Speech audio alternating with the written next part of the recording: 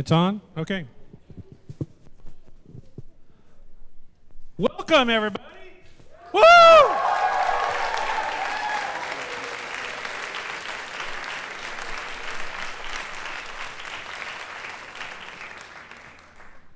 So I have to open my notes.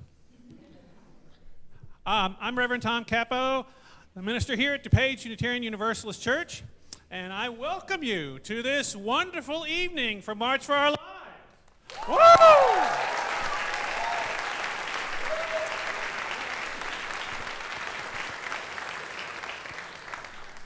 A few announcements and just a couple things to say, and then I'm off the stage, and y'all don't have to hear me anymore. So let me do my little thing, and first of all, I want you to look around, see there's an exit over here, and there's an exit in the back, so you know how to get out. There's also restrooms just outside the double doors there, and then there are restrooms on the other side of the building in the basement. Feel free if you need to. I know it's going to be hard to leave once we get started. Let's see. I did want to mention to all that are present that I'm also on the Council of Religious Leaders of Metropolitan Chicago, and just this year we decided to make our primary social justice initiative gun violence. So.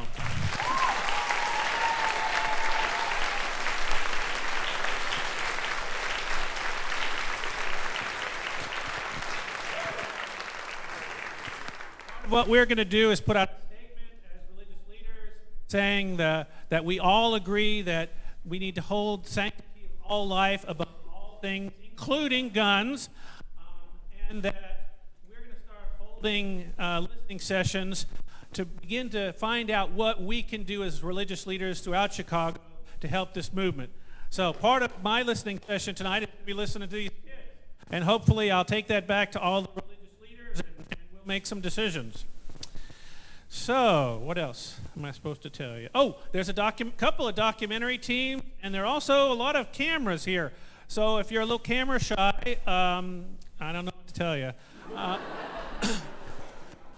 But if there are any concerns that you don't want to be seen, please let some of these people know, because they'll, they're the ones that you need to talk to. They'll make, if you ask a question, there's a good chance that you may get on camera. So.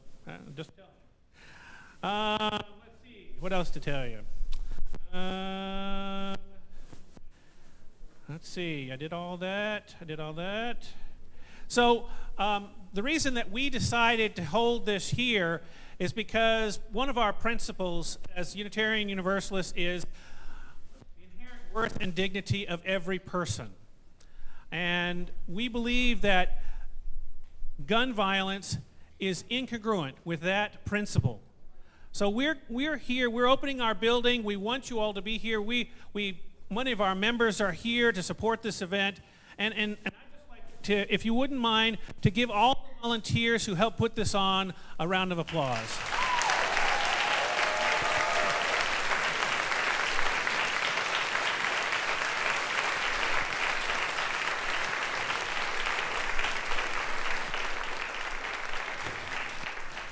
Now, I just have two more things, and I'll get out of here. One, if you have questions, please write them on the note cards. We want to make sure that whether you're in this sanctuary or in another part of the building, write your questions on those note cards. And also, what I've been told is after this event is over, after, well, hopefully close to 8, plus or minus, that the Parkland kids will still be in the building, and you can come up and ask them some questions if you like. They're here to roam and get to know you and share their stories. And we really want, particularly the kids who are here from all over in DuPage County and beyond, to be able to talk to them first. But, again, all of you have a chance to at least meet them and let them know why you're here. So thank you very much. I'm going to turn it over to our moderators now and give them a... Okay?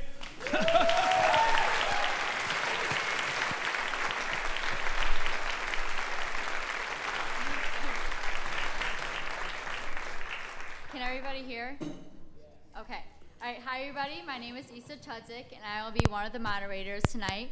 We want to thank you for coming to this March for Lives event and joining us in Naperville, whether that's in person, like all of you guys, or the people watching on live stream.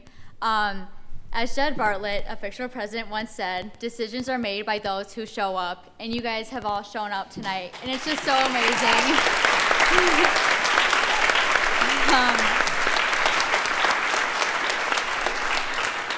But it is critical that you continue to show up, and as some students might discuss later, including in the polls. So just a reminder, if any of you sitting here have a question anytime throughout the night, raise your hand and a volunteer will bring you a note card that you can write your question on. Raise your hand again, respectfully, and they will pick it up and bring it to us. When you're done, sorry. And then for those who are watching on the live stream, you can also submit questions, and that's through the website www.friendswhomarch.org. I repeat, www.friendswhomarch.org. You want to take it? Hi, everyone. I'm the other moderator. My name is Jacqueline Corin, and I'm from Parkland, Florida, and I'm one of the co-founders of March for Our Lives. And I just want to say really quickly, thank you all for showing up to this event and coming out and supporting this. This is so utterly important that you guys actually show up and have these conversations, and like she said, you guys have shown up. So, with that being said, we're gonna start by asking my best friends questions from Parkland, Florida. We have Cameron Kasky, Matt Deitch, Jamal Lemmy, Tori Gonzalez, and Kyra Simon.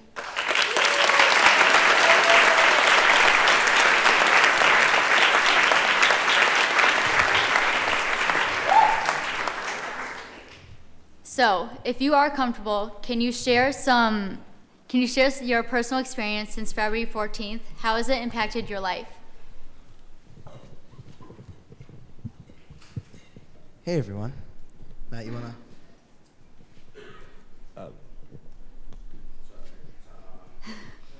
Test. Okay, sorry. Hi, my name is Matthew Deitch. I graduated from Stoneman Douglas in the class of 2016. So I spent February 14th mostly on my living room floor waiting for my brother and sister to come home. It was my sister's birthday, and it was a day that really shook our community because Parkland is the safest city in Florida for 8 years running. A lot of people that I've talked to throughout our time in Illinois has said that Naperville is very similar to Parkland demographically, and I think that by connecting through what we have experienced, we know that we can rise up together to make sure that no one feels helpless like I did that day again. All right, my experience on February 14th was I was evacuated to Walmart behind my school, and then I lost my friend since I was 5, Helena Ramsey. And really what it taught me was that there's a lot of things going on in our country that don't affect you until they affect you, and you can't be ignorant to things going on around you because it hasn't happened to you. You may not live in a community where there's gun violence, where people are robbed every day, where there's people who aren't economically adapt. But there are people who are going through real struggles every single day, and you can't be ignorant to what they're going through, and you have to make yourself aware, get involved in voting and whatnot in your country.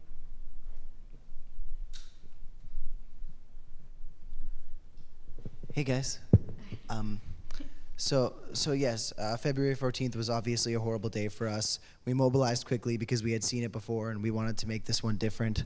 We'd like to think that it was. We'd like to think that moving forward, the conversation has changed and it's opened up more. We've certainly learned a lot about gun violence and how it affects different communities in this country since we've come here to this area. We were in Chicago last night and got to see some of the most beautiful demonstrations of peace we ever have.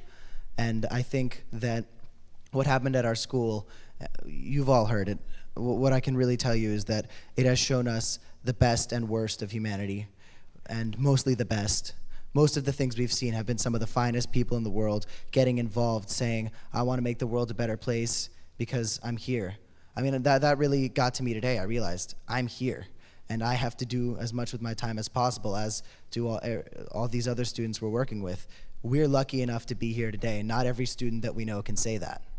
So we're happy to be here in this area. We are we are infinitely grateful that we've been allotted this time on the planet Earth to be here, and we are proud to stand alongside these students.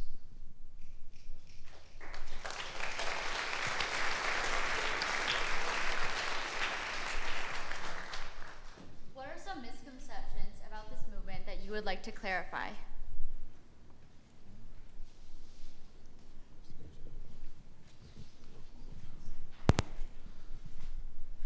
Misconceptions. A lot of the time, people tweet at me, usually pictures, like profile pictures that are like either the egg, like when you first start Twitter, or like I get a lot of people with like Confederate flags as their Twitter picture. Cartoon frogs saying that I'm trying to take everyone's guns, or that we're trying to repeal the Second Amendment, which are both things that I don't think anyone in this like group has ever said or ever alluded to. A lot of the time people say that we are this liberal army coming to like disarm the law-abiding citizens, and that is something that that is ridiculous. It is a flat-out lie. We are trying to prevent gun violence. We live in a country that suffers from an astronomical amount of gun violence. It affected my home community, and it affects communities around the country every single day. And every single policy that we are pushing has been deemed constitutional by 5 federal judges. And so it has nothing to do with the Second Amendment. It has everything to do with protecting American citizens and protecting our children, so we don't have to worry or fear for our lives anymore. So I think that's the biggest misconception, is that people think that we are some kind of evil when it is the evil that is standing against us.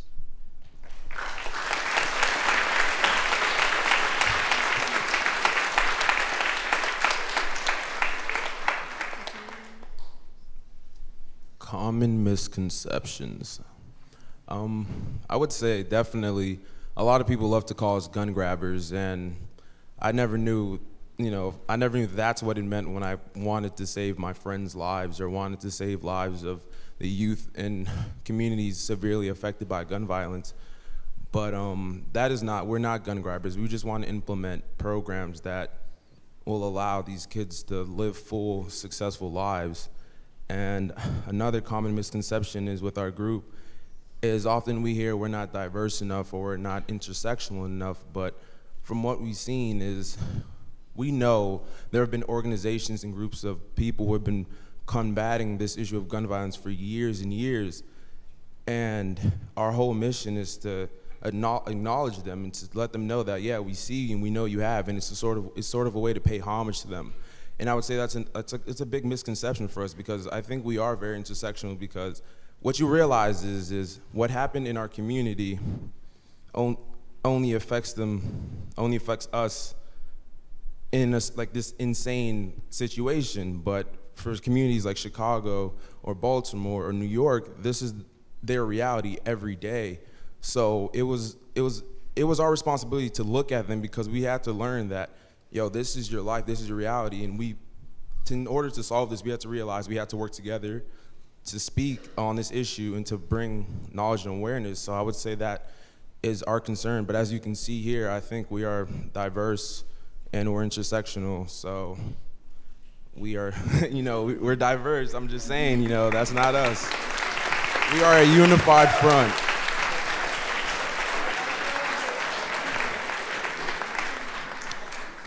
I'd say a final misconception that I think is really important to address for our group is, and I think most people understand this, but there's a large section of the opposition, which is a very small amount of this country, that doesn't understand. People say that we are, like Matt said, some liberal force that is being driven and pushed by the DNC in some sort of horrible way. I've been involved with this movement since Second One, and I can tell you, we have done everything we can and succeeded to keep this authentic, pure, and young, and us.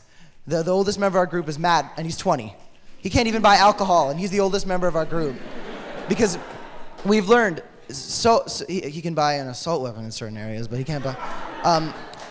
What we've learned is that the more and more the more and more adults you get involved with this, mind you, the other generations helping us has been incredibly important. People have reached out. This is an issue that affects everybody. We've seen some amazing help. But if we keep the core of our group young, it's pure, because all we want is to inherit a country and a world that is safer and better for everybody involved. The only horse we have in this race is living to see tomorrow, and our children being able to go to school safely.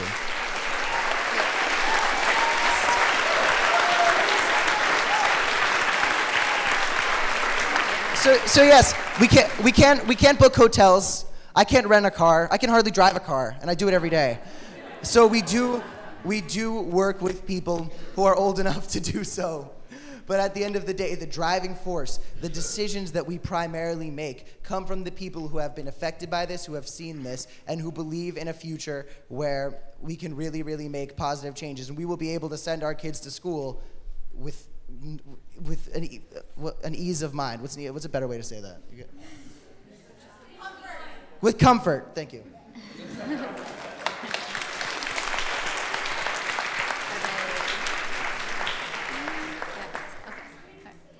We know that you're traveling around the country this summer, so how can we assist in this movement?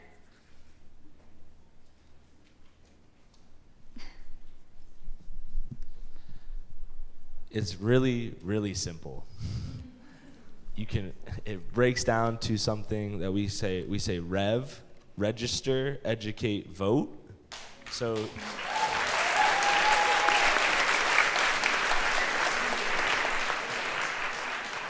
and I want to do a little energy check. Can everyone say it with me? I want to say rev, and we're going to go through it. Ready? Register, educate, vote. Oh, that was a... Okay, so, but I just want to break down registering to vote for you real quick. So I had this 15-year-old come up to me and say, I can't register to vote in this election.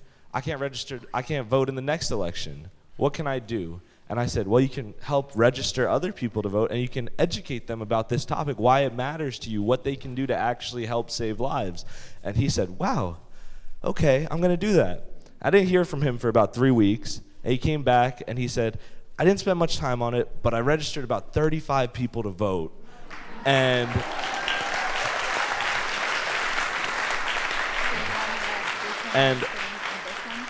that one person who couldn't vote in 2 elections brought 35 new voters for this election. So everyone here can do that. Another way you can help is by continuing this conversation about talking about ways that we can actively save lives. There are policies on our website, marchforourlives.com, and it's all there with sources telling you why these policies would save lives. And so I always say this every time we speak in places, I say, if the conversation stays in this room, if you do not continue this conversation beyond these walls, then we have failed you and you have failed us. Because you have to have that tough conversation so we can win. Because if we just keep talking about this, we will find solutions. We will find ways to save lives and to make this country safer.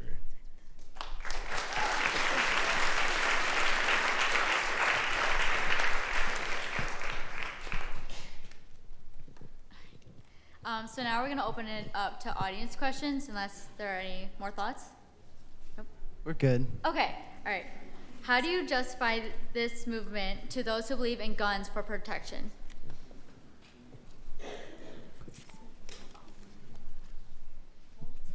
Can you repeat it? Yeah. Sorry. How do you justify this movement to those who believe in guns for protection? I would say our goal isn't to take them away. Our goal is to keep them out of the hands of people who aren't trusted with them. That's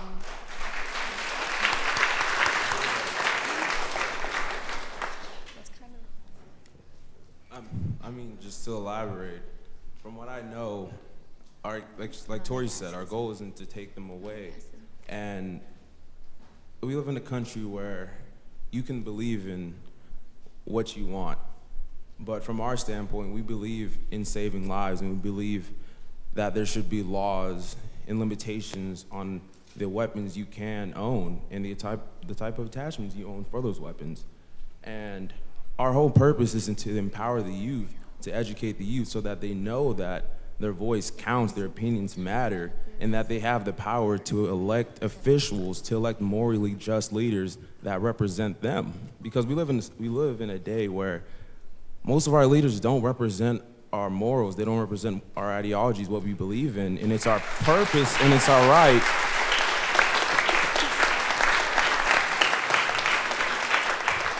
It's our purpose and it's our civic duty to vote them out if they won't represent us. So.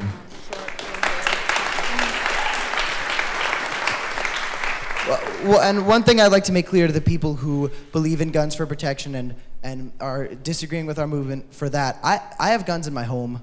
I have multiple guns in my home. My friend David does as well. Both of our fathers have been involved with law enforcement. The guns in my home are responsibly stored in a safe. I don't know where the key is. I don't want to know where the key is. Our house practices responsible gun ownership. I was at a gun range when I was 8 years old.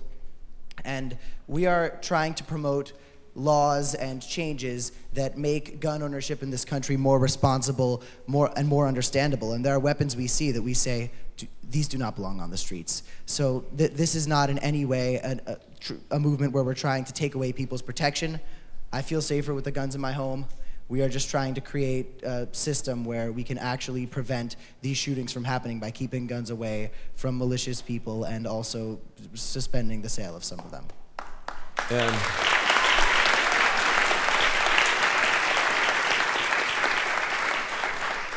And it's a funny story because my father also was involved with law enforcement, and the other day he gave me a call, and it's nothing unusual, it's 2 p.m. and he calls me, hey son, because I'm a first generation, because my family I come from a family of immigrants. He goes, hey son, can you take a picture of my passport for me?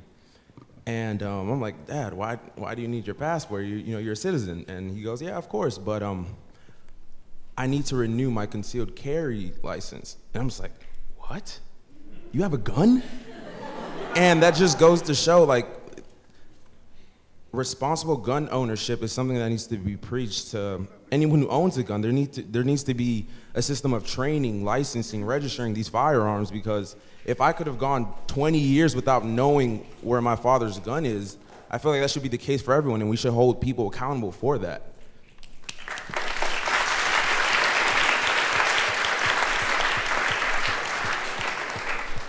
What are your plans for after the summer? I'm a vote in November.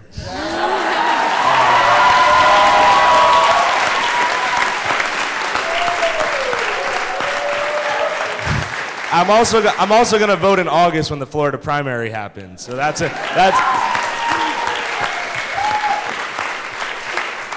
But we're going to continue this conversation. We're not going to stop talking, because that's what the opposition wants us to do. They want us to stop talking and stop preaching the truth about this, because that's something that we have on our side, is the truth and statistics and facts and laws that work. And so the best thing that we can do for the opposition is to stop talking. But we're going to continue going to powerful rooms like this and having this conversation, because it's important and it's going to save lives.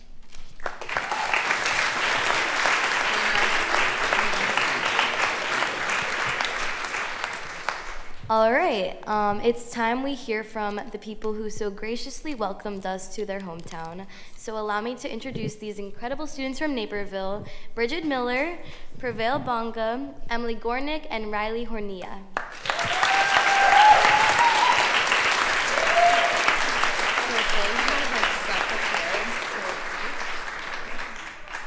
So it was incredibly heartwarming and powerful to see over 1,000 students participating in the walkout at Naperville North High School. How do you continue the conversation surrounding gun violence prevention in your school? So Naperville North did their march and or walkout, and it was amazing to see them do it. But we were at Downers Grove North, and so I wasn't there since I graduated in 2017, so I'm going to hand it over to the ladies who planned that walkout, and so they can speak more on that. Okay. Okay, so at Downers Grove North, basically, we are still attending. And what we did was organize a walkout for our school. And you know, honestly, it took so much planning. There were times where we were a little bit nervous about the outcome. There were also like consequences that came. So honestly, we weren't sure what the turnout was going to be. But the first walkout, we actually had 561 students. So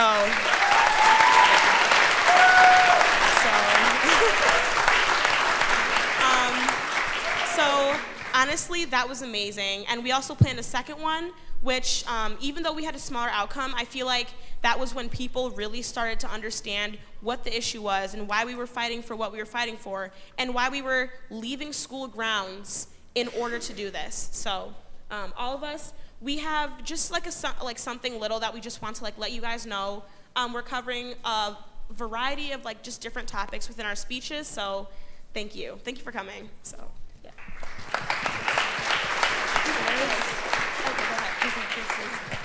Okay, so first off, we just want to thank everyone for being here, and we want to thank the church as well as Reverend Tom for opening their doors to us, because without them, this would not be possible. So thank you for that.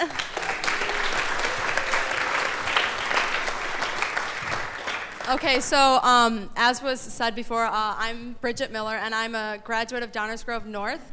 And so, unfortunately, I wasn't there for the walkout, but I got to see it through Twitter and all of that, so it was still good. And so I just wanted to do a little activity with everyone, if you don't mind, because I'm a fan of activities. And so some of you may be familiar with kind of the setup or like the general like idea of this. So I'm going to read a statement that I have prepared. We kind of worked on a few statements. And so we're going to ask that if you are able to raise your hand when that statement or if that statement applies to you. And so we just want to note that this is a completely voluntary activity, so do not feel pressured by any means to participate or skip a few questions here and there. So it's really up to you. So the panel, you are welcome to join in as well, and then the audience and those in the live stream too. And we'd also like to ask that people don't talk during it, because it's supposed to be more of a symbolic activity. So without further ado, we'll go right into it.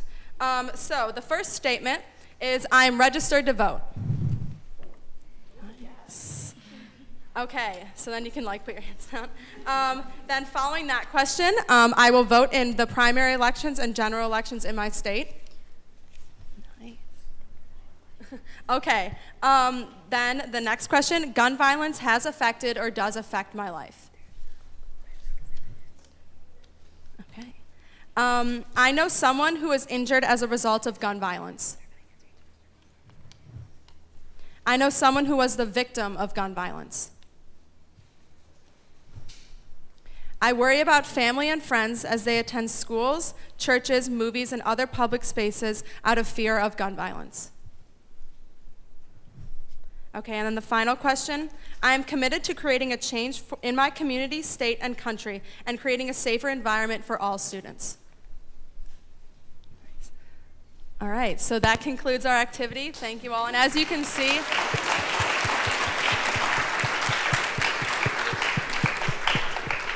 so the purpose of that activity is just to symbolize what we feel the movement embodies, which is unity and solidarity, and just so students know that they're not the only ones going through these type of situations, and there are other people around you that can relate and have gone through similar things. So thank you again for participating. You guys did awesome, and I'm going to pass it on.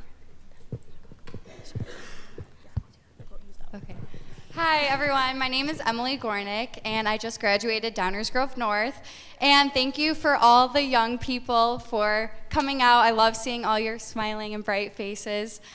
And because we are here today, because we are the change in the future, and we're the voters that create a better world for ourselves. So thank you very much for coming out.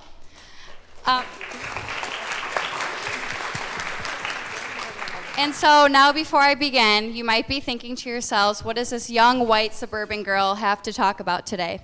What does she have to do about gun violence? Although I do not encounter gun violence every day in my life or have ever had an experience with a gun, it still affects my life and your life in one shape or form. See, I grew up in Bolingbrook, which is a safe area, but we've had our issues from gun violence from time to time. I remember for 3 straight weeks, we would have lockdowns the moment we would take our backpacks off. At the time, I was in 3rd grade, so the reason was really unknown why we would have these drills, but it did drill into my mind that if I step foot into a classroom, I might not ever walk back out. When I moved to Downers Grove, we rarely had lockdown drills. We rarely had lockdown drills, which came to a surprise to me. Although my heart would drop anytime anyone came over to the announcements, I adjusted better because I thought to myself, this would never happen here. Boy, I was wrong. It can happen anywhere, at any time, at any place, even in the safest environments where we protect our children. As I get ready for school every morning, I turn on the news, and before they give us the weather, it's how many black kids have lost their lives last night and how the death toll has increased in Chicago. When I was younger, I had never thought twice about this segment on the news. It was just a norm. But now that I'm older, I always ask myself, how the hell are we allowing our children to be murdered every single day?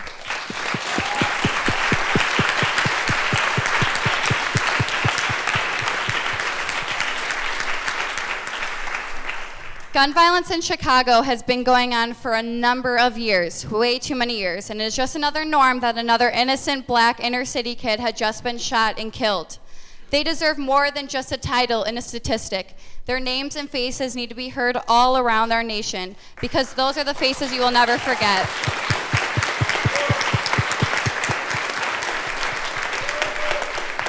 We cannot sit back and pretend this isn't happening, because it is, and it's an issue.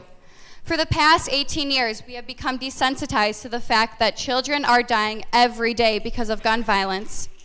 Those victims of gun violence deserve more than just a norm. They deserve change, so others do not have to be just another statistic on the news. We need to take action on what is happening, from the gun violence within our cities to the mass shootings across our nation. We need to say enough is enough to our politicians, and we can show them that we can make a change and reinvent the culture of gun violence so that there is less and less of it. Us, the youth, will put a stop to this. We will vote until our neighbors are not killed, until there is change, until the words never again or enough is enough will never have to be used again.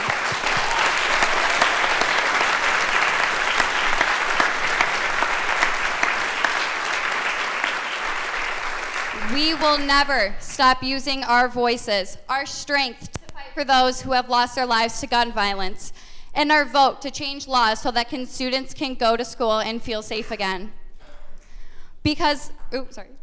Do not underestimate the power of us students, because we are the change, because we have voices louder than life. We are the change, the voters, and the voices of tomorrow. We will put an end to gun violence and make a difference in our country. No more hows or whys, because we have the solution, and it's all in the power of your hands. MLK once said, the time is always right to do what is right. And our time is now. Thank you.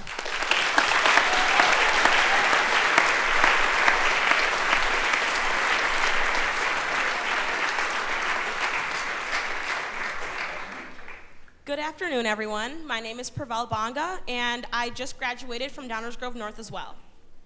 I would like to start out with this quote by Ban Ki-moon. Education promotes equality and lifts people out of poverty. It teaches children how to become good citizens. Education is not just for a privileged few, it is for everyone. It is a fundamental human right. Yesterday at the St. Sabina rally, I was touched by Jaquil Benson, who spoke about access to equal education and the importance of it. And as an African American woman, I am extremely privileged to go to a school like Downers Grove North, where I have endless opportunities to succeed in a world that isn't always kind to me. I've always had support from amazing teachers, my principal, and I even have communication with the Board of Education. But as a generation, it is so important that we push for equal education throughout the nation, and I feel that our elected officials should push for that as well.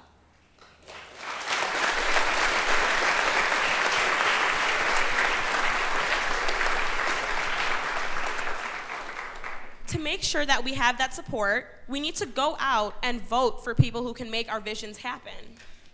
I know that for the past couple of days, you guys have all probably been like constantly hearing vote, vote, vote, like people just telling you to vote, but do it. Like actually vote, vote, vote.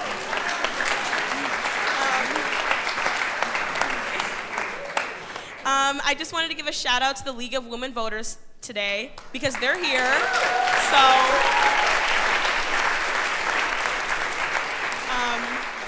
Definitely register to vote if you're not registered. There's no excuses today. And once you register, pay attention to your local candidates on your ballot. And I know a lot of people think that, you know, like 2 years ago, I was never politically involved. I thought that voting was a complicated process, and I didn't really understand how to do it, but it's honestly very simple. Once you register, you know, yeah, pay attention to your local candidates. And when you vote, don't leave spaces blank, because I know that a lot of people will vote for, you know, the first two people on top and just be like, well, I don't know these people, so I'm not gonna vote. Don't do that.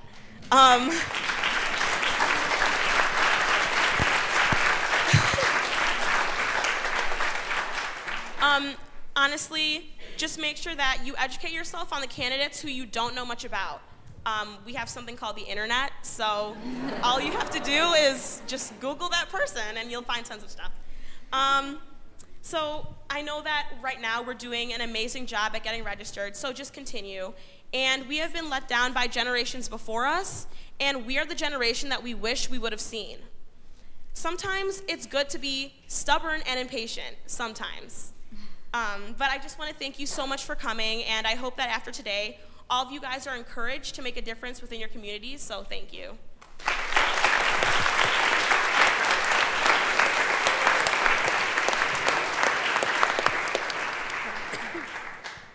So, hello, my name is Riley Hernia, and I am going to be a senior next year at Downers Grove North High School.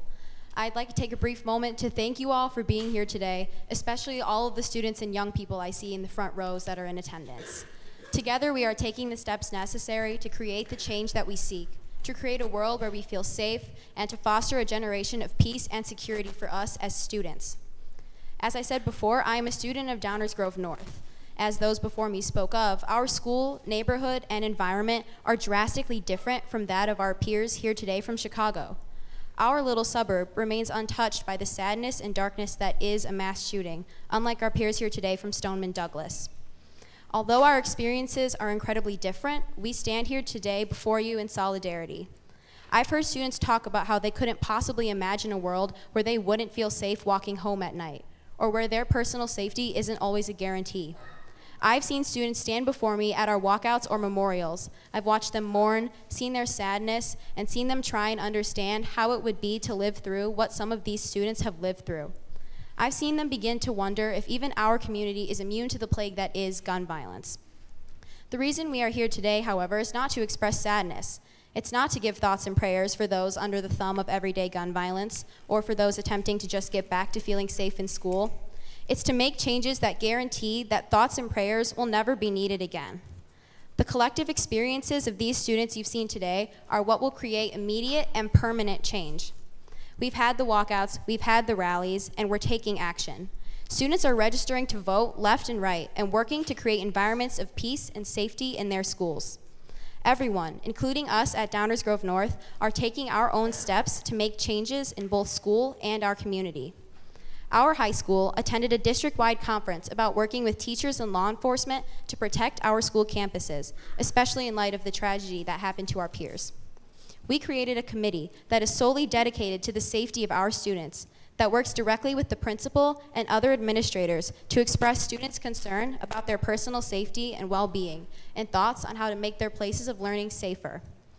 We hosted what we called a student safety forum, where students could discuss with administration the best ways to make our school a place where they felt safe and protected.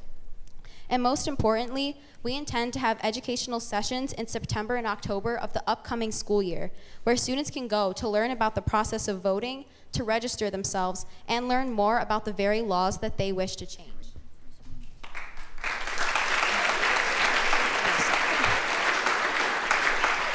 Almost done, I promise. All of these critical next steps that we have taken are and will continue to be student-led. Right now, there isn't class to walk out of, but there are politicians to contact, laws to learn about, and voting that needs to be done.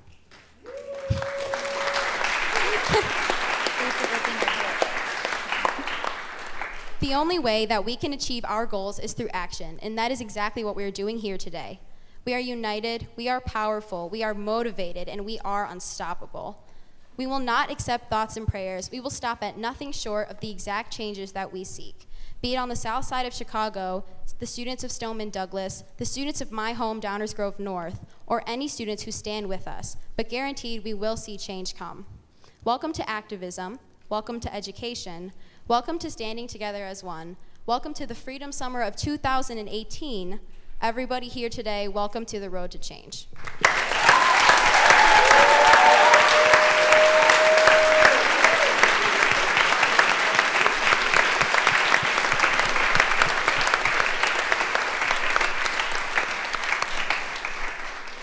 Wow, thank you guys.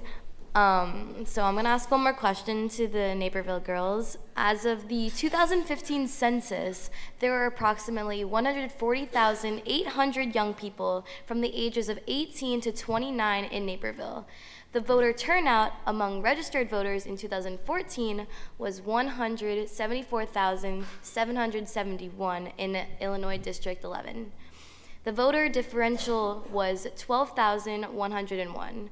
So undoubtedly, young people can determine the outcome of this district if they turn out to vote. How are you planning on inspiring the youth in your community to vote for morally just leaders? So I think something that we had discussed kind of on this issue is things that our high school in specifics had taken steps to make sure that people do understand voting. So when I was there, we did it was the year of the 2016 election, so we held a mock election within school. So during your social studies or English classes, you would go down and vote, and at the end of the day, the results were announced. So I think that's something that kids, even who they can't vote yet because of their age, they still were able to see how it works. And then something that also happens at our school is the League of Women Voters come in and they register people to vote during lunch periods. And I think that in itself has helped kind of spark interest within our community and within students who about voting and just getting them involved. But definitely, as we heard from the statistics, there still needs to be things still need to be done. And I think bringing students to the forefront of this issue in specific and other issues is just getting people more motivated to be involved in some way.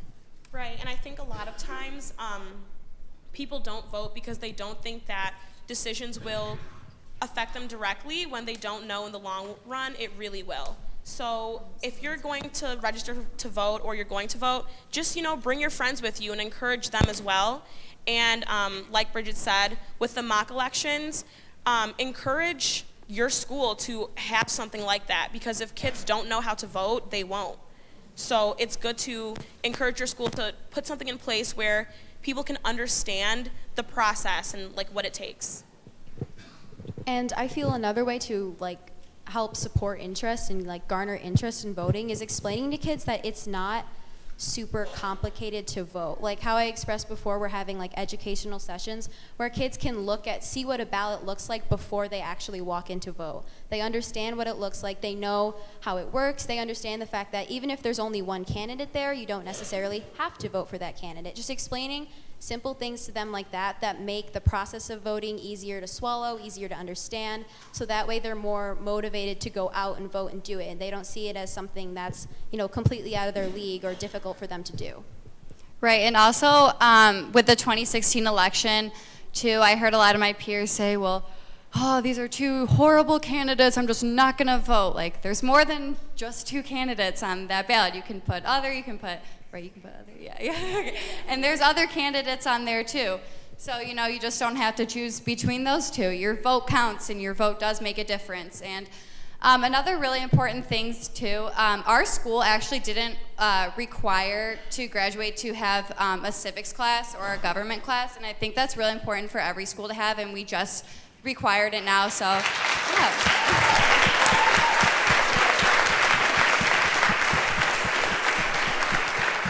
So make sure your school is on top of things, and then you'll get the job done with all of your students. So yeah, thank you. All right, thank you all very much for your input. So finally, we have our friends, the brave students of Chicago. We want to congratulate.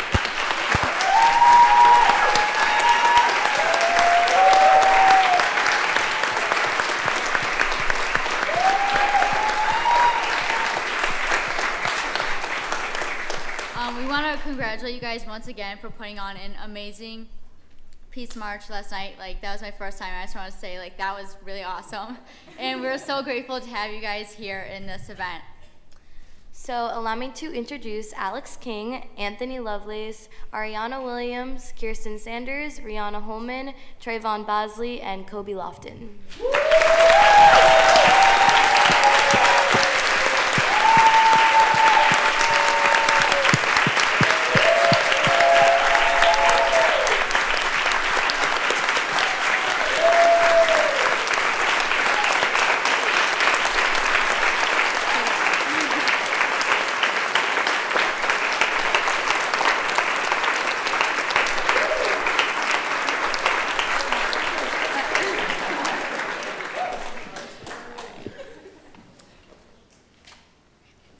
First question for you guys. What do you want people to understand about the struggle youth in Chicago face that isn't being expressed in the media? Hello, everyone. My name is Trevon. One thing that I would like everyone to understand with the violence that goes on in Chicago is that everything isn't gang-related, as sometimes the media would like to portray. Majority of the shootings that go on in Chicago, they aren't because people are at the wrong place at the wrong time or they're doing anything wrong. Majority of the time, they're just innocent bystanders living their life as normal, and their life has just been taken. So I think the problem with the media sometimes is that they like to say, oh, this was late at night, this person got shot. Majority of the time, shootings happen in Chicago in broad daylight, and no one is doing anything wrong. They're just innocent living their life. So no one deserves to be shot in Chicago.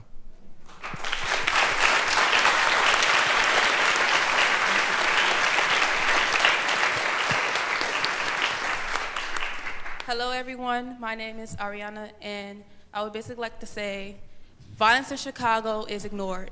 It is ignored by outsiders, it is ignored by people of power, and it is even ignored by the people such as us in Chicago because we are scared. Normally, when things of that nature happen, shootings, we look as though it didn't happen. We turn our backs away from the problems, because we find it easier to cope with knowing that if we don't think about it, then it won't affect us, when in reality it does. It affects us daily. It affects us every time we go to sleep and close our eyes and think about the people who we've lost. And I just want to say that Chicago is on its last 2 feet, and we are desperately crying out loud for help. And in reality, we're getting no help, but I see change because of the people who brought us here tonight and the people who have told us that they're here for us and who have gave us hugs and everything else, because you wouldn't expect these people who come from a different world from us, these people who face different difficulties in their own cities, to come here and actually help you. So I would just like to say thank you to you all.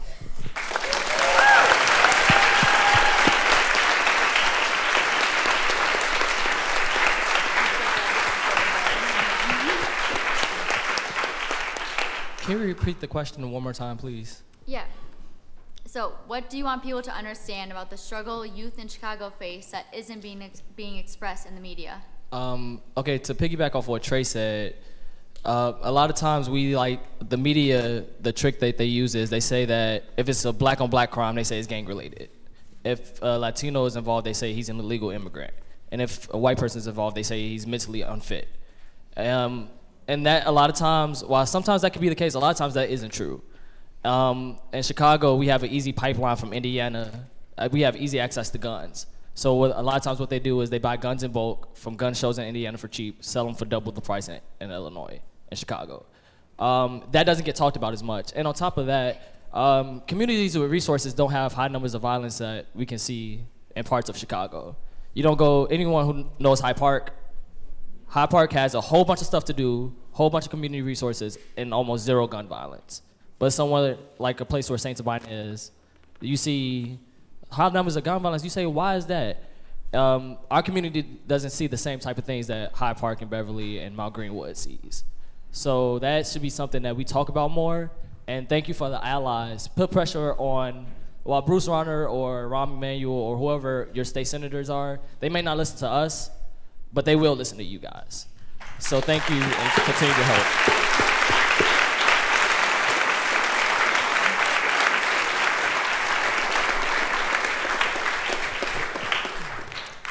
Hi everyone,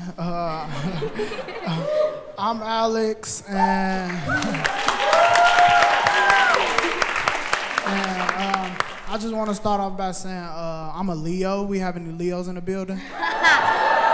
Okay, we got some. Yeah, we did a peace march last night, and it was a huge success. We had a lot of people show out. We got our point across and everything, but you want to know what's crazy? That that same night, early morning, somebody I went to school with was shot and killed. What's even crazy about that is I found this out on social media. And what's even crazier is that might be the last time I ever see his name or his picture, because coming from the west side of Chicago, an African-American male is not likely to make it to the news because it's portrayed as gang violence or wrong place, wrong timing. And it's sad that the media has normalized Chicago so much that it's the fact that when something happens in Chicago, it's just like, oh, that's normal for that. It's normal for somebody to get shot in Chicago and be killed. It's never normal for a life to be taken away. That shouldn't be normalized.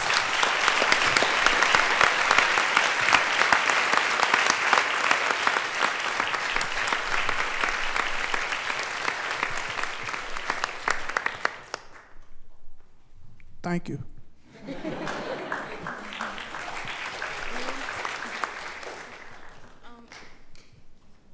All right. Okay. Yesterday at the peace rally, me and a couple other of my peers read the names of 147 youth that are deceased from a matter of a year. And I just want everyone to know that we are not statistics. You cannot just make us be another number.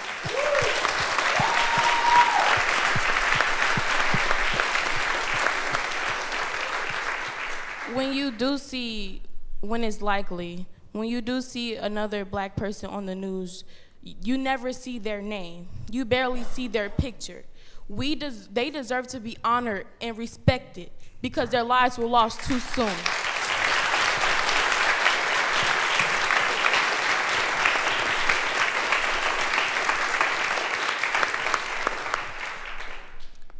There are many negative stereotypes about Chicago, yet most people have never even personally visited your neighborhood.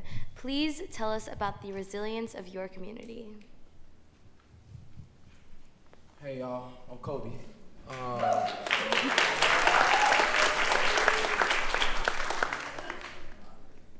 The reason I never give up is because I'm from that community.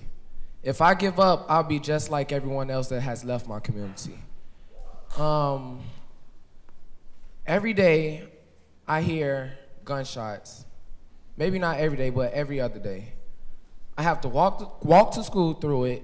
I have to sleep through it, play the game through it, play sports through it. Everything I do, I have to play through it. And it's, when I think about it, when I just walk and I think, I be like, I don't want to be like what they portray us to be. I want to be like Obama. I want to be like someone that can actually do something to change. I want to be the positive that comes out and be the positive that puts in.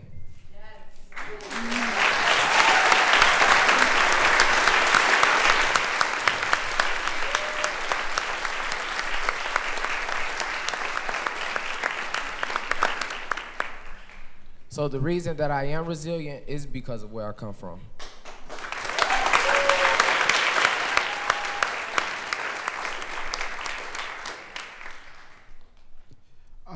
So one of the phrases or the labels that Chicago has been given is Chirac, where there's this war zone all the time.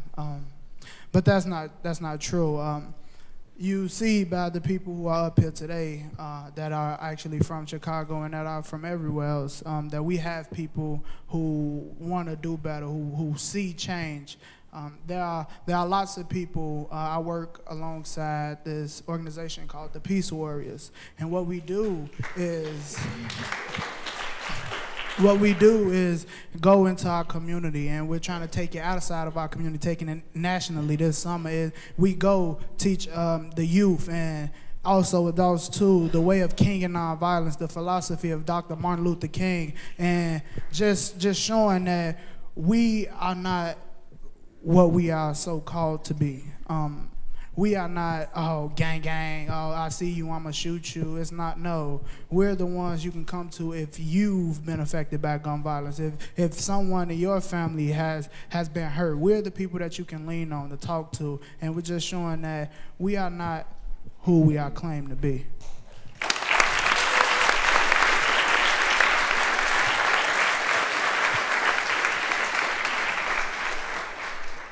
My mother has always told me to go to school, to get my education, so that afterwards I would be able to go to a college far away from Chicago. Today, I told her, well, not today, but today as in now me, that I tell her that, well, I'm going to Michigan State University. Thank you.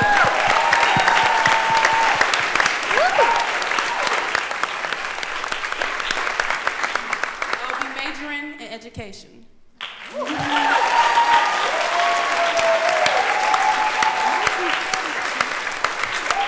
And then afterwards, I'll be returning to Chicago.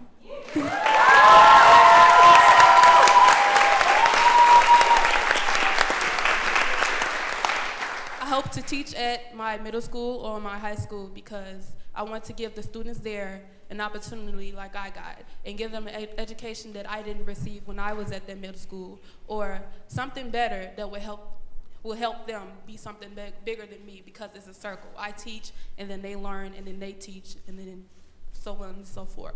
So basically, I may not be in the community for a couple of years, but I will be always a part of the community in heart, and when I come back, I'll make sure my legacy is in the community.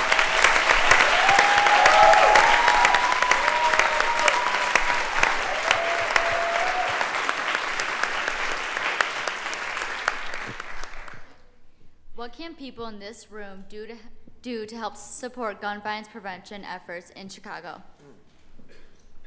I think I talked about it a little bit before, but continuing to be an ally.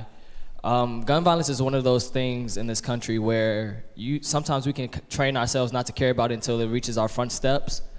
And I, or anyone up here, would not wish that you will have to endure, if you haven't endured gun violence, like how we've endured it. And the best way to stop gun violence is prevention.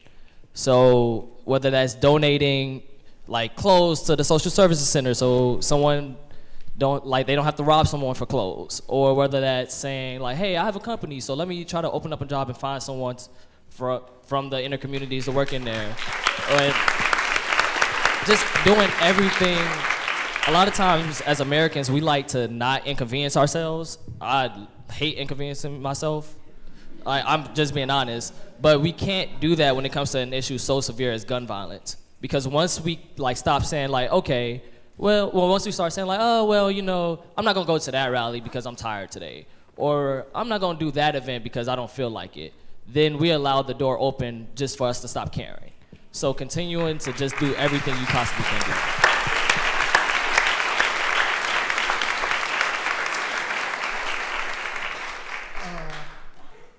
Just like my boy said, be that ally and also continue to talk, because this isn't just for Chicago but everywhere. The moment that we stop talking is the moment the world stops listening. And if we really want to see change, we need to keep talking and just keep those connections that we got.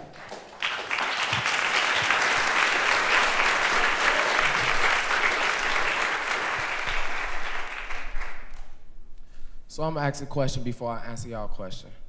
How many of you heard of North Lawndale? Oh, I didn't expect that, man. Okay. North Lawndale College Prep, I'm sorry. Peace Warriors. Okay. Brave. These small organizations in Chicago, led by students, are small projects working towards nonviolence. These small projects are underfunded.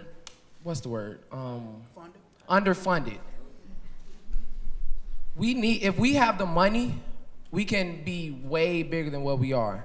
Peace Warriors have over 300 Peace Warriors that has been trained and nationally trained to train others. We just don't have the money. Brave. I can't speak on behalf of them, but I'm pretty sure that they need money to become something bigger. It's just the fact that one of the main causes to violence in the community is poverty and lack of resources.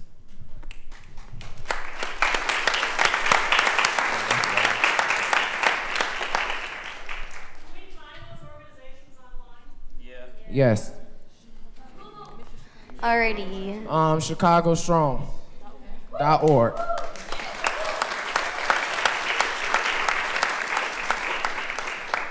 Alrighty, last question for the Chicago students before we open it up to all of the panelists.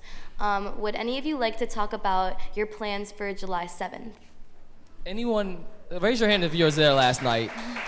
So, Pastor Michael Flager, the interesting guy he is. One day he was talking, we were all talking in his office. He said, you know what?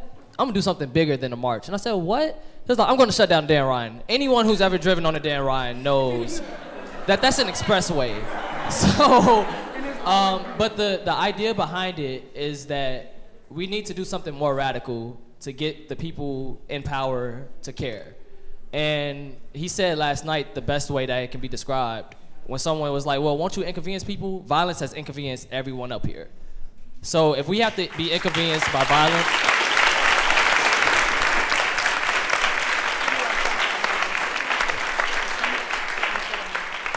so if we have to suffer and be inconvenienced by violence on a day-to-day basis, why can't we stop their traffic? Where you going is not more important than our lives.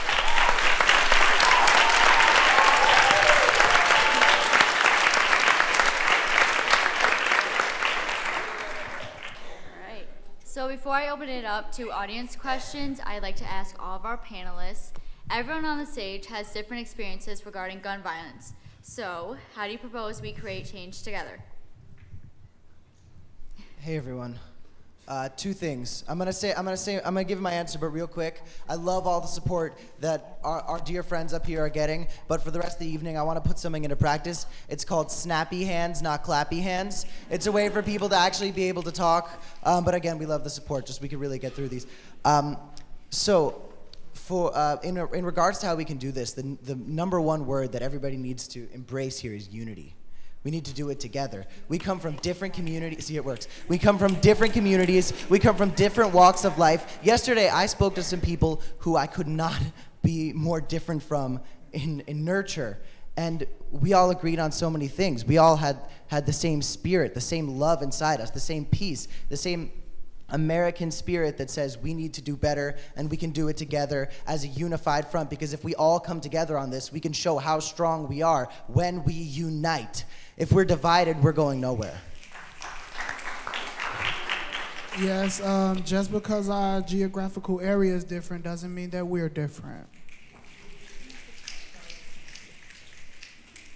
Okay, so I think that, as people had stated before, donating, because I know personally we can speak to being from a different socioeconomic standing than other people, and I think we have the resources, and some of us have extra resources. So I think we stuff that we don't need to spend money on, like little things here and there.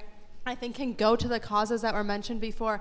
And I think just showing up to things, being an ally and doing things like that, going to the rallies and just being a presence. And I think that's something that like suburb kids don't always get. Like we go to Chicago, we go to Millennium Park, we do all the tourist stuff. Like it's true, we just see the stuff that like we've seen a million times. And I think there's so much more to Chicago than just being a place where you can go and like Instagram a picture by the bean or something like that, you know?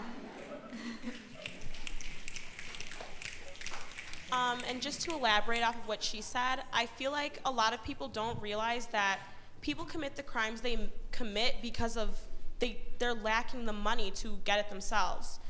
And like I feel like a lot of people just think like, oh, you know, like they like robbed this person or like shot this person and don't really realize that they were lacking the resources and that was the only way for them to obtain it.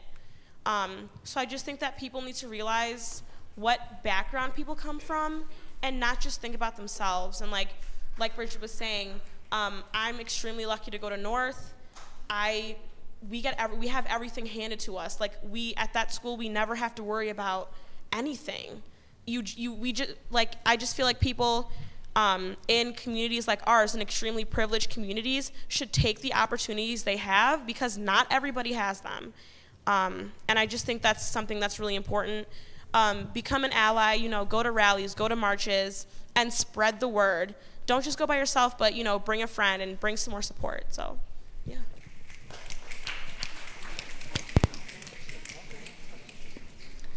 Okay, so I'm going to open it up to audience questions on these note cards.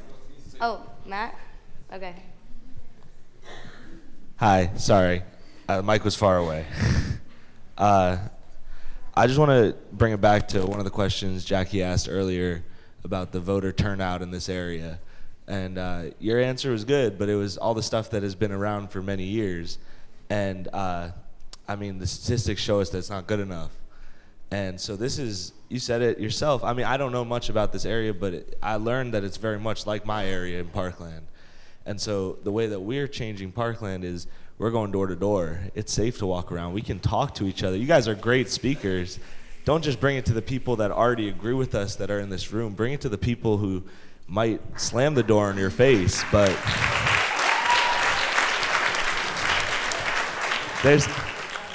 there's no reason why you can't continue this conversation and do it the hard way. You got to be creative, young, and resilient because the ways that we've been doing this for so long clearly don't work because people are still dying.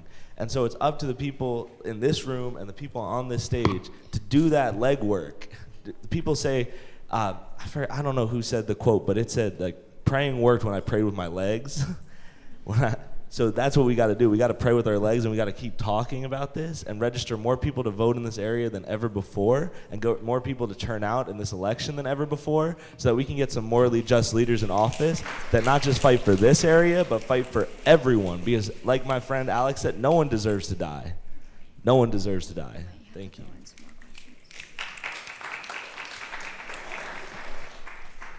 Okay, I just want to add on that point real quick. So something just being from the area and like being in DuPage County, something that we can change. I think a big misconception is that people who can't vote legally because of their age can't get involved. And before I was even old enough to vote, I was working the elections and at the polling place. And I know through high school, our social studies teachers, they hand out like registration forms for that. So there's ways to get involved and bring youth to the polls just by being there and handing out the voting stickers or processing the ballots and getting people there and just showing people that we do care about voting. So I think just bringing that representation to the polling place will encourage more people to vote and just be involved in that way as well.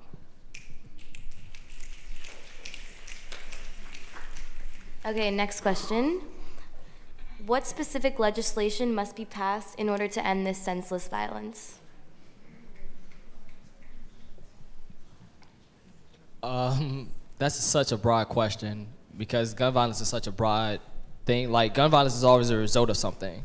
And that result can be a whole bunch of things. So that's the easy, and then the easy access of guns, creating universal, sensible gun legislation. Providing resources to communities that lack them. If you put two lions in a cage and you don't give them anything to eat or drink, one of the lions is going to kill each other. And that's what we're seeing in cities like Chicago, like Baltimore, like New York, like New Orleans. It's a whole bunch of things that we can like pass to help in gun violence, and each of us should call our local representatives and have them at least focus on one of those things at a time. And if they focus on one of those things at a time, eventually the tower crumbles.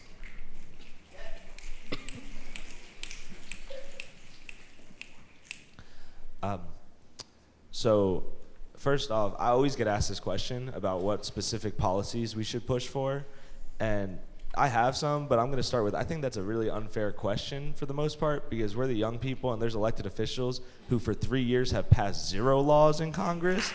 So that disappoints the heck out of me. But we have a 10-point policy plan on our website, marchforourlives.com. There's a little tab. It says, how do we save lives? And it tells you how we save lives. That includes safe storage laws. There are 4.6 million homes in this country that have unlocked guns and children. Once a week for the last 3 years, a toddler has shot themselves with their parents' guns. Once a week for 3 years. That law would change that. Universal expansive background checks. Disarming domestic abusers. Domestic abuse is the #1 indicator that someone is a violent individual. If by disarming domestic abusers, we will lower the violence rate in this country immensely. High-capacity magazine ban, semi-automatic weapon ban, stuff like that, including higher licenses for guns. That stuff, I'm going to bring it back to universal background checks. 97% of this country wants universal background checks, and yet our lawmakers have still not introduced a bill supporting that. I mean, 97, we don't agree on anything that much. 97%, that is more than literally anything. I can't, okay, I'm going to pass it. One more specific piece of legislation I think that could be passed is we need to digitalize ATF bills. ATF records, pardon me. If a gun is found at a crime scene in too many areas in this country, they have to use a paper trail to trace the gun back to the person who bought it. If you are a responsible, law-abiding gun owner in this country, you should be completely fine with a digital trail of where you bought your weapon and who it belongs to. And a lot of the law-abiding gun owners in this country are saying they don't believe in that. So often, people who stand with the Second Amendment, who want to defend their rights to bear arms, will disagree with gun safety legislation, even if it doesn't touch them at all, simply because it's gun safety legislation. Thank you. I wanted to speak to that question kind of from specifically Chicago. Wow, that's a big bug. But from Chicago's point of view, I know a statistic came out that 60% of guns recovered in Chicago had come from out of state. And people love saying, oh, Chicago has strict gun laws. Oh, they still have violence. They have strict gun laws and they still have gun violence. So I just threw that statistic out there for people to understand that, yeah, we have strict gun laws, but the places around us don't. And although those guns were recovered, we still can't track them. Speaking to the digitalization of the ATF office, we can't track those guns back to the people that bought them and sold them into our communities. So as far as legislation, we need gun licensing bills that really connect people with the guns that they're selling and purchasing. I just want to add one more thing. It's on our website too. Funding violence prevention programs, like we said all night. Donate money to these violence prevention programs because they work. They save lives. Also, too, like coming from like our school's perspective, we've had a lot of trouble with mental health over the past years. At our graduation, 3 students unfortunately couldn't walk the stage with us. Part of that was part of that was because of gun violence. And it's hard because we have a ton of resources, like we said over and over again. We have counselors, we have support staff, we have social workers, but not every school has that. And I think it's really important to make sure that schools all over the nation have great social workers, great counselors, because it's really hard. It was hard for our school to deal with all of it, but I can't even imagine when it happens every single day. You don't have the support. All right. What's the best way to lead a discussion between opposing opinions? So definitely something that I think is probably the most important thing within like a discussion between contrasting views is just listening. And I feel like nobody listens anymore. And I think that is just like what's stopping people from having a conversation. It's just as important as talking. And I think people just are quick to judge when somebody gives them an opposing view, and then they just shut down and they don't listen to what else the person is saying. And I think that takes away the validity of that person's opinion. So people need to stop and listen to what other people are saying. Even if you don't agree with it, just listen. Like, they have something to say too. It's their right to say it. Who cares if you disagree with it?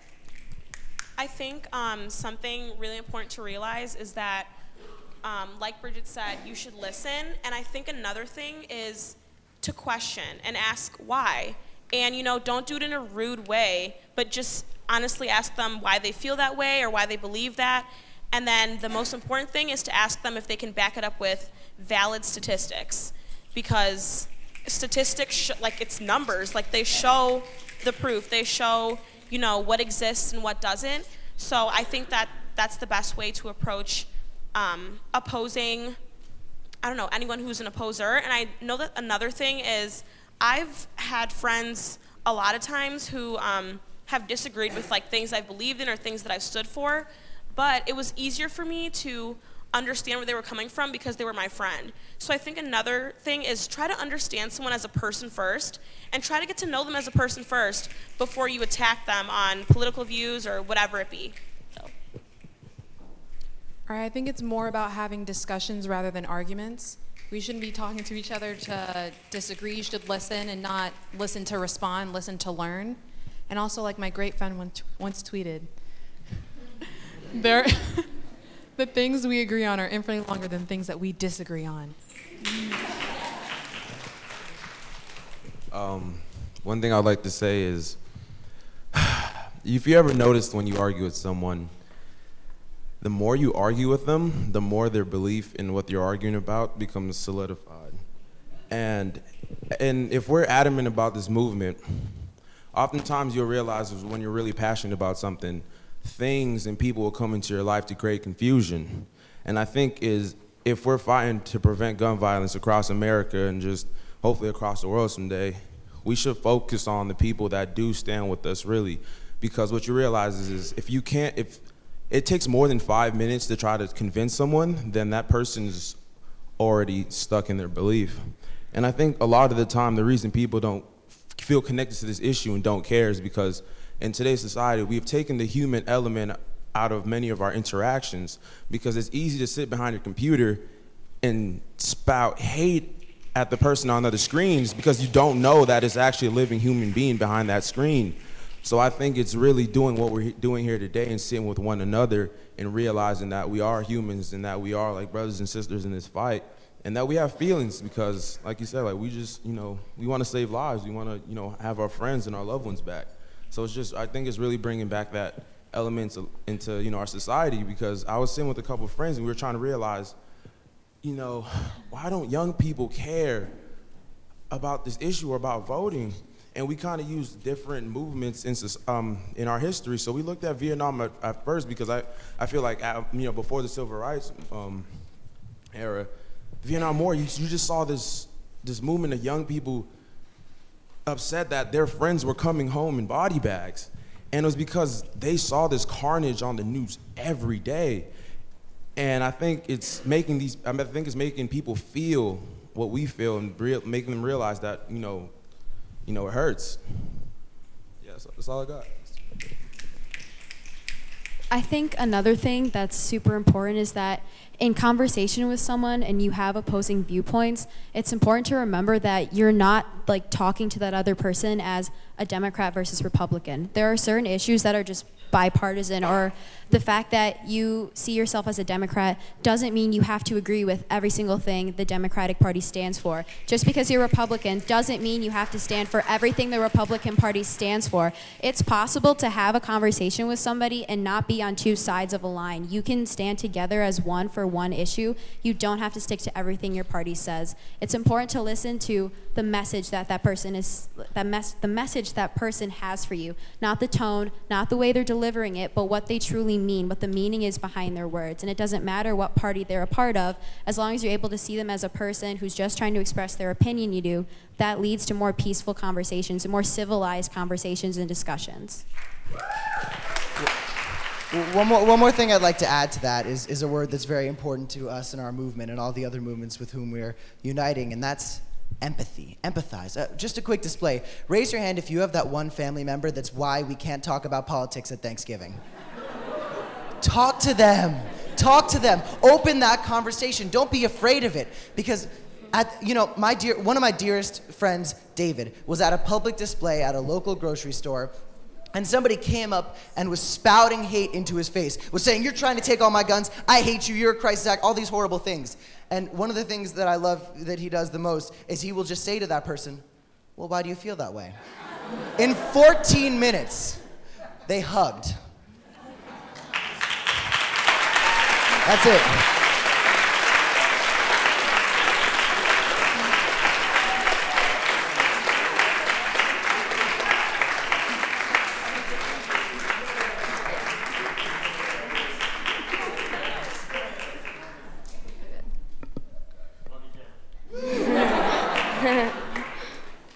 All right. How can the students of Naperville and surrounding suburban areas help their inner city neighbors? Okay, well, I feel like we touched on this earlier as well, but the word ally keeps being thrown around, and I think that just has to become more of a word and more of a statement people just throw around as well. I think people need to show up to things like rallies, like marches, and I think just being there, yeah. And that's something that I know last night we all went to the Peace March, and for some of us that was our first time being in that part of Chicago. And I remember thinking to myself, and my mom she was not, she was concerned, and so I remember thinking, okay, I can't be scared for one night if these students go through this every single day. Yeah, and that's just something important. Like, you have to put the fear or different, surrounding beliefs aside and just do it because it's something you believe in. And I think just being an ally, being present is something that's really important for suburban students to do. Just another thing I'd like to add, that as Cameron said before, it's empathy. It's understanding that even though we're in the suburbs and there are students in Chicago, they're not just kids from Chicago. They are our friends, our family, our peers. They are people just like us who just happen to live a couple miles away. They're the same. We feel the same way about things. It's important to understand and just try and empathize with them. Don't think of them as kids from the South Side, like they're different from me. I don't have to be concerned with them. They're not something that you can just ignore. They're kids, they're people, they're just like us, but they just happen to live a couple miles away.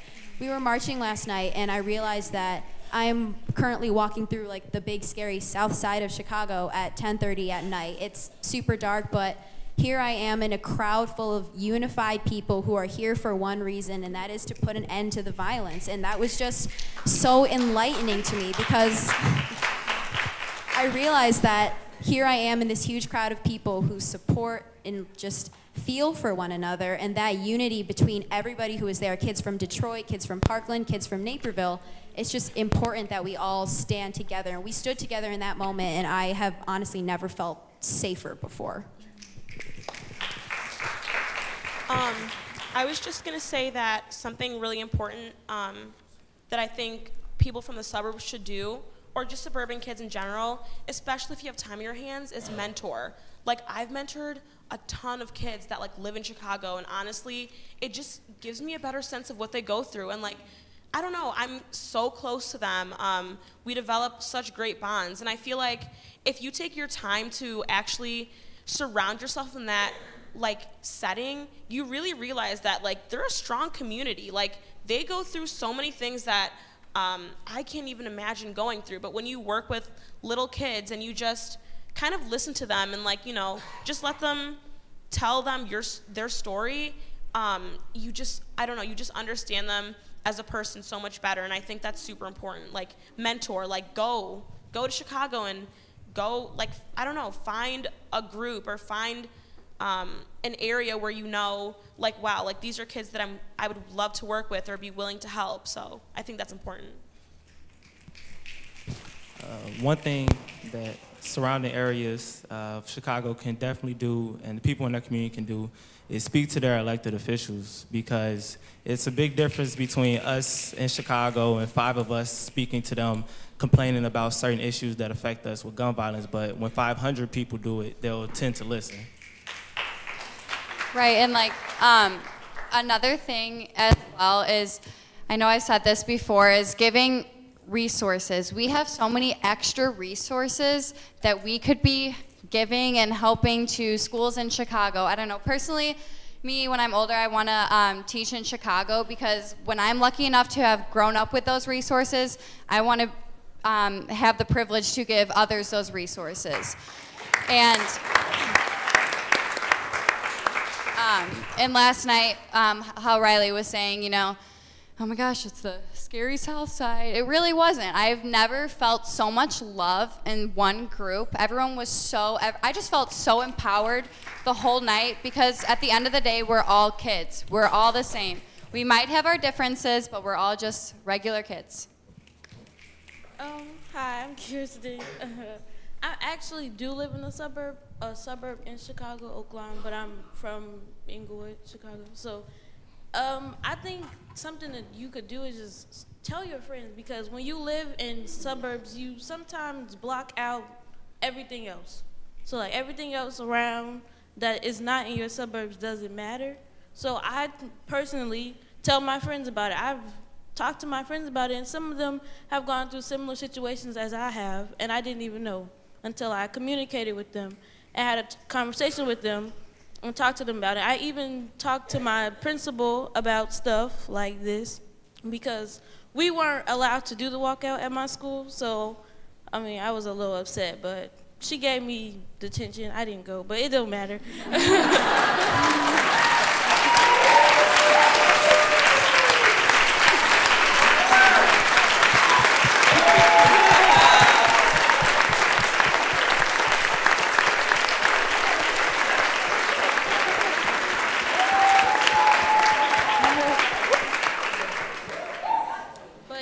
Communication is the key. It's really important to communicate. Okay, I wanted to add something to kind of what's been already said about talking to elected officials and how, like Riley mentioned before, we're not that different. Just a note, I know people probably already know this, but we have the same governor in the suburbs and Chicago. We have the same 2 U.S. senators in the suburbs and Chicago, so reach out to them. Just because it's an issue that doesn't affect you day to day doesn't mean it's not affecting the same people. Yeah, and vote, as we've been saying before, but definitely vote for people who you know are going to stand for the suburbs and for Chicago, who are going to stand for everything and not just one or the other, their own hometowns and things like that. Like I said earlier about how Chicago is ignored, I would just like to say the most powerful thing is to share our story, share their story, share their stories, share your story, because it's bound that somebody's going to listen. And if they're not going to listen to me, then I will want somebody else to share my story, because somebody has to know, and I won't let anybody else tell me that I'm just another kid from Chicago. So at least somebody knows my story.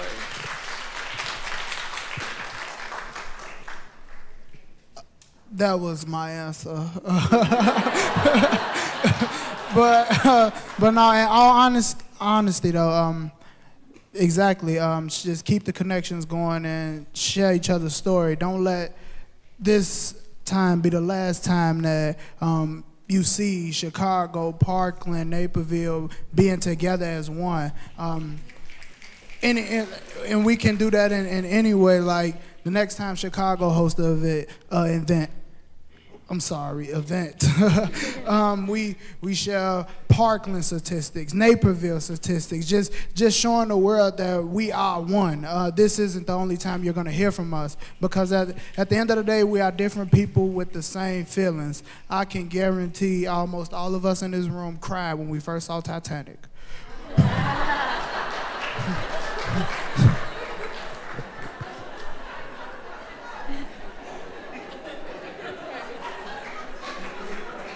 For those who saw it.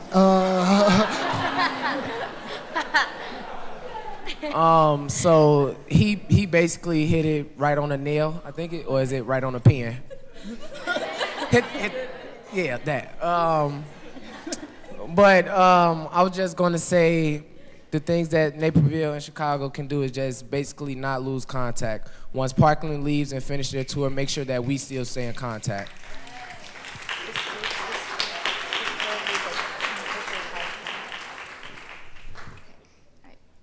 How can someone deal with criticism they receive for standing up for what they believe in? Ooh, that's a good one. So a lot in my school, my teachers say, oh, stand up in what you believe in. You're always right. But as soon as you do that, oh, detention, 3 hours. So sometimes, like when it was the national walkout, we did the walkout. There was consequences, but we still did it because we want to stand for what's right. So basically, when they criticize you, you have an option to ignore it because you know what you believe in, you know what you want to go through and in your life and in your future. So you have the option to ignore it and to be like, oh, okay, all right, have a good day. Or you can hit them with the facts. Pull up everything you know, okay? You show them, oh, let me Google this. Just make sure that when you believe in something that you do your research and that you understand what you believe in before you believe in. And then we'll do that. I think that if someone criticizes you for something you believe in, continue to stand for what you believe in. I mean, just because someone criticizes you doesn't mean that you should stop or immediately try to change your opinion. Honestly, just continue to stay strong for what you believe in and what you know is right. And I feel like a lot of times people have beliefs, but they don't have morals. So what they believe in might not always be right. So, you know, just do what's right, do what's right. Never give up in what you believe in. If someone criticizes you, that should just push you even harder to prove what you believe in, because like I always been told, your hater is your biggest #1 motivator.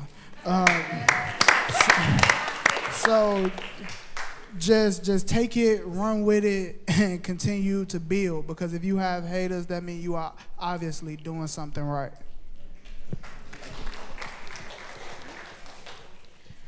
I like to think that haters are just insignificant to me. Like, the people who are important to me, they are not the people who are important to me. The people whose opinions... Ooh. Are you okay? Okay, he's okay. Okay. See, he didn't... It's all good. We're good. See, he didn't let that knock him down. Look at him. It's just the people who are truly important to you are the people that support you. The people that, even though they might disagree with what you're standing for, they don't hate you for the fact that you're actually standing for something. Like, the fact that you have an opinion and you are brave enough to voice that opinion means the people who don't like your opinion can just go to hell. Like, they are not important to you. Those people are not significant. I know we got detention for walking out, and I brought donuts for everybody who went to detention because I just wanted them to. I just didn't want people to feel like they had made a mistake. Like this detention was a permanent mark on their record, was something that would be bad for them. I wanted them to eat a donut, crack a smile, do some homework, and just kind of get back out there, not let this truly, truly affect them, and help them to just realize that that's not what was important. What was important was what we walked out for, not what happened afterward.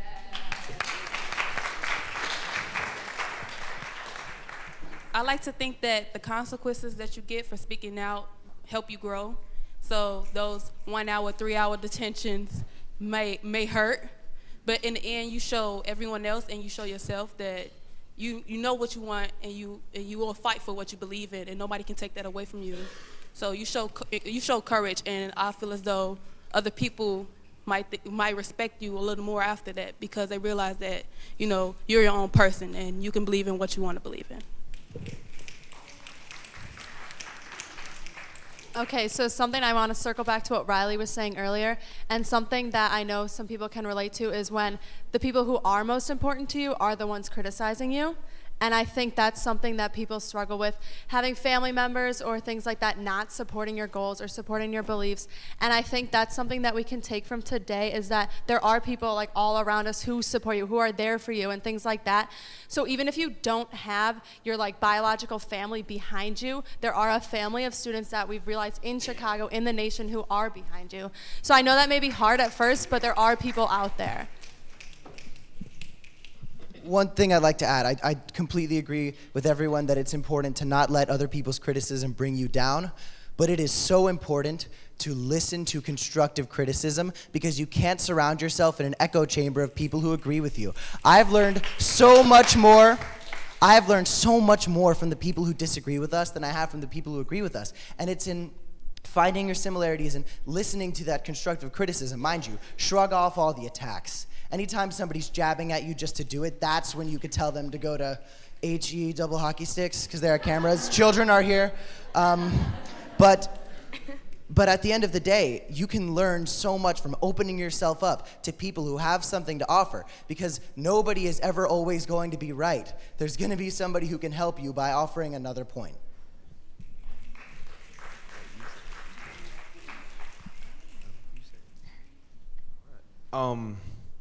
I would just say to deal with criticism with grace. And I live in a world where I believe in fact-based opinions, because, you know, people will say, everyone's opinions matter, but I think if you're a racist, I don't know if your opinion matters that much.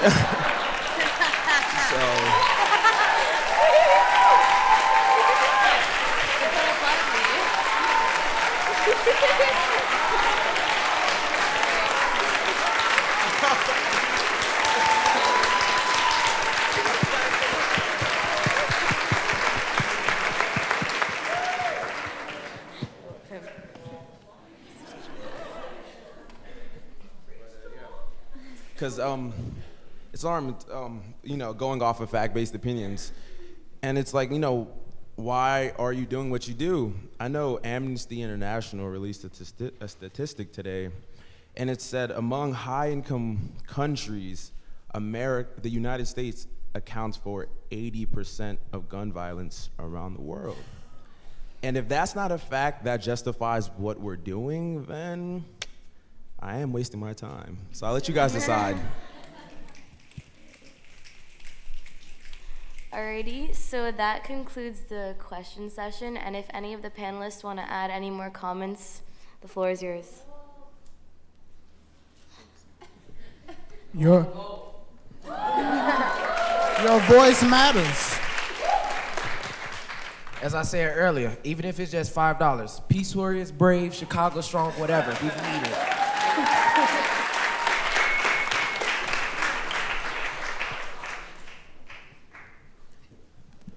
Okay, so we as a group, just as a final thought, just want to thank you all for coming to Naperville and just showing up. And thank you again to the church and for Reverend Tom for putting on and helping organize such a great event.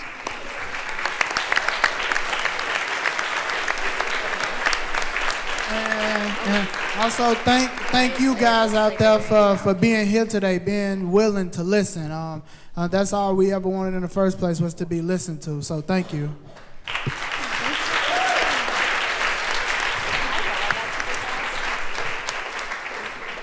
Okay, so as a school, over the past couple of months, we have been selling wristbands and buttons, and we did a car wash earlier today, and we wanted to, hold on, let's go ahead. We wanted to give the Parkland students a check for $1,117.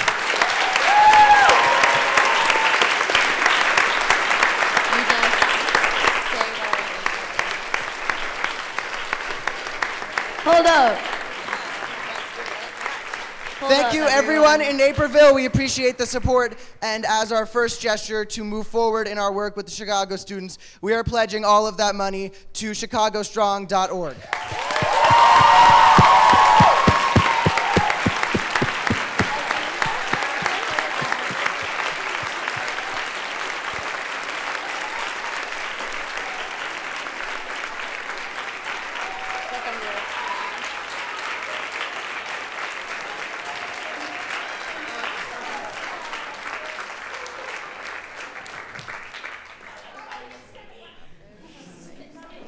you want me to say it now? Yeah. Okay. And just really quick, I want to remind people that this town hall will be on YouTube for the next couple of days under the DuPage this church, I can't pronounce its name, I'm sorry. Yeah, so it'll be up there for a couple of days. If you want to watch it again or if a family member couldn't make it, it'll be up there. Take advantage of it. Thank you all for coming.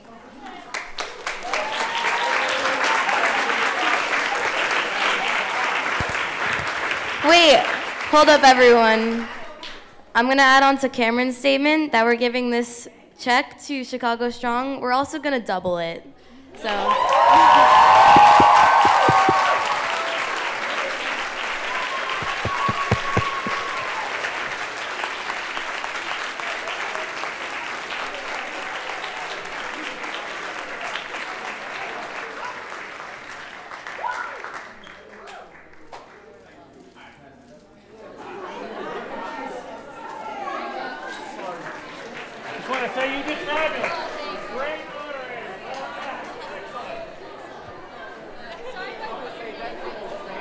Thank you, everyone.